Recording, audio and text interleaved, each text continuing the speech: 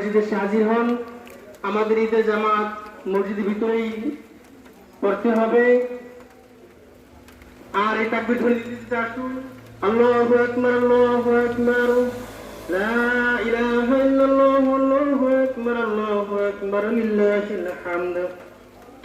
আল্লাহু আকবার, আল্লাহু আকবার, লা ইলাহা ইল্লাল্লাহ, আল্লাহু আকবার, আল্লাহু আকবার, ওয়া লিল্লাহিল হামদ।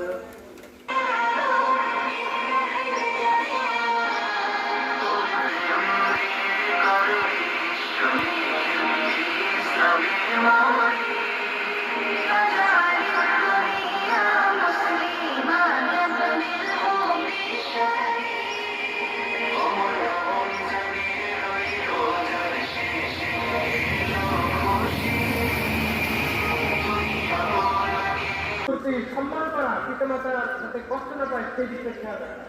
আসসালামু আলাইকুম।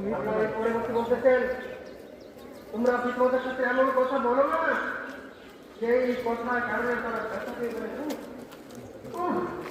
আমার সন্তানটা আমার সাথে কিন্তু কষ্ট করতে পারলো, যে সন্তানকে আমি এত কষ্ট করে বড় করেছি সেই সন্তান আমাকে কিরকম কথা বলতে পারলো, কিরকম আচরণ করতে পারলো। এতটুকু পরিমাণ তাদের মনে মনে জানি তারা বলতে না পারে